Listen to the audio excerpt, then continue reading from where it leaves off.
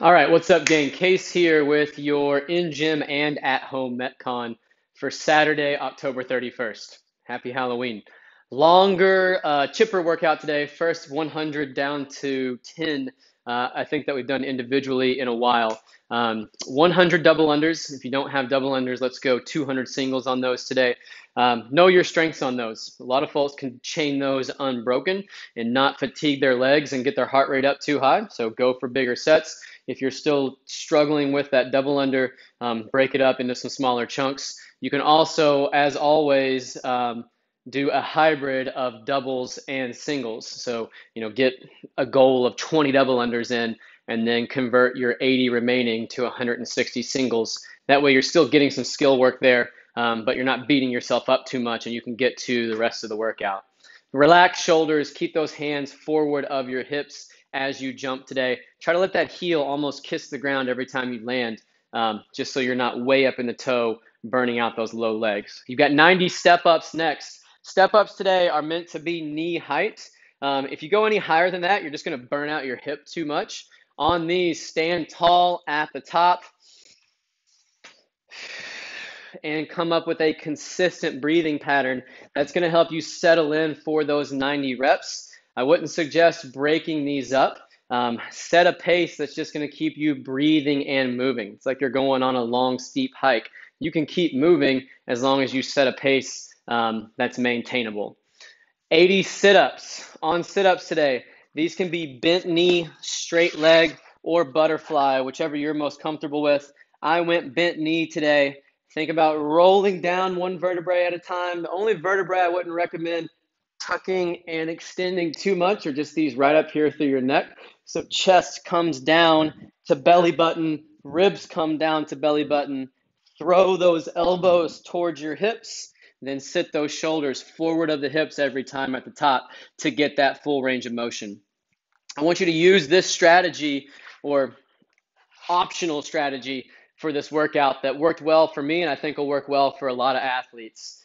On like your sit-ups, your single arm supported row that's coming up, push press, box jumps, come out of the gate with a bigger set. That way the remainder of the reps don't seem so insurmountable, and then break it up into small consistent sets to finish the remaining reps. So for example, on sit-ups today, I went 40 unbroken to start.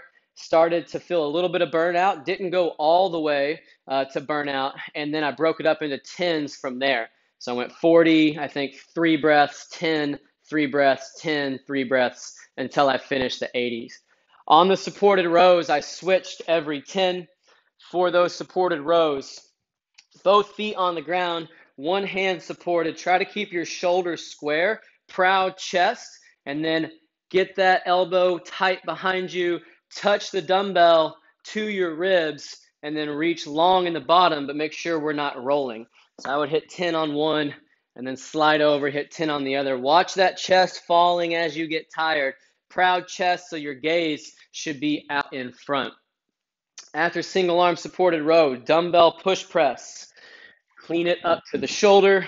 You really got to use your legs today to help assist those shoulders, which are already going to be tired.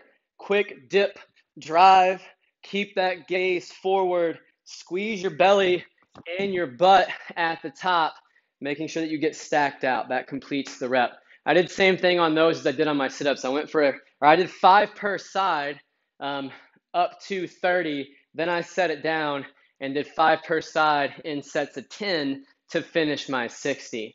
On any of these single arm, single leg movements, if it's not an alternating movement, you can split up those reps however you would like. Just make sure it's manageable for you and that those reps are even by the end of that movement.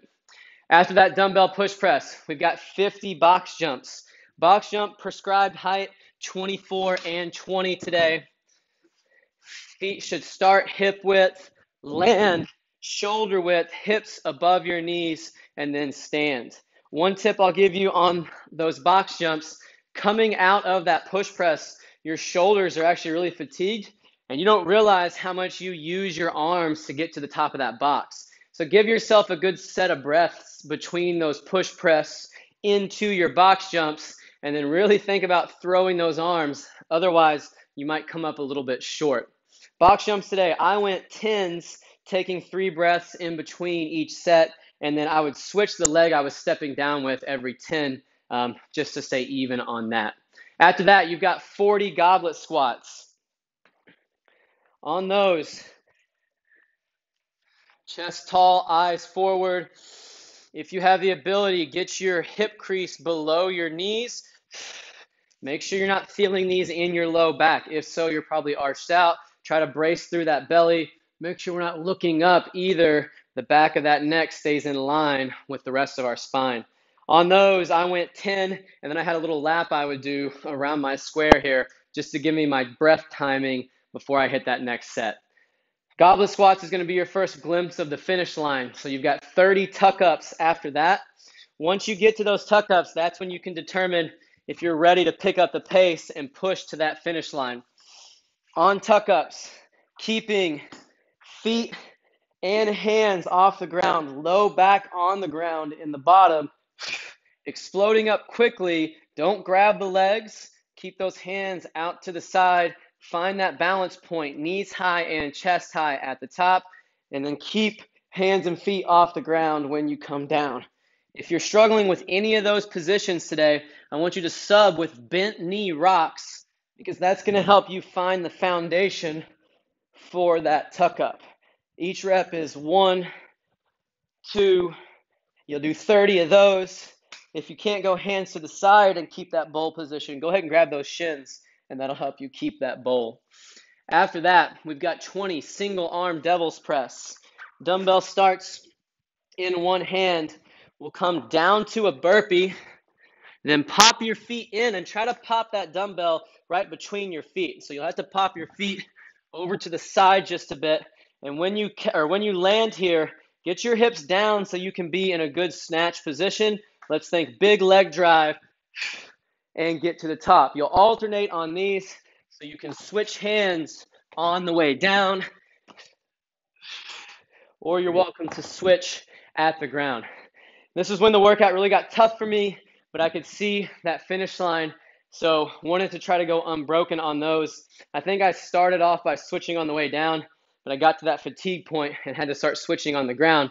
Make those small in-workout adjustments for your technique as well in order to keep yourself moving. Finished up with 10 single arm dumbbell thrusters. So I finished my last devil's press and then went right into 5 thrusters on one side, 5 thrusters on the other side. Get stacked out at the top. If you have the ability, get hip crease below the knee. If you're losing positions there, just go as deep as you can with tall chest, knees wide, and you're right there at the finish line, so push to the end. Prescribed weights today are 35 and 26. I'd recommend sticking there. We do have an RX Plus option of 50 and 35, but we have been pretty hip and low back heavy the last couple days. So you need to make sure that you're saving those because today's workout requires some more of that coming up into next week. Start off with a steady pace, a little bit bigger chunks at the beginning of each movement, and then come up with a consistent reps and breathing plan to chip away at the end of each of those movements. Micro goals are a big thing today, so don't focus on you've got 40 box jumps left. Focus on I've got to get through my next 10 box jumps, and then I'll evaluate for the next 10. Good luck today, and we'll see you guys back on Monday for some strength and conditioning work.